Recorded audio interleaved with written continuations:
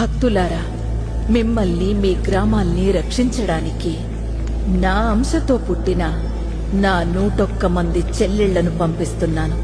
గ్రామ దేవతలుగా పిలవబడే నా చెల్లెళ్లను నన్ను చీరా సారెలతో పసుపు కుంకుమలతో బోనాలెత్తి జాతర చెయ్యండి. మిమ్మల్ని కంటికి రెప్పలా కాపాడుకుంటాము.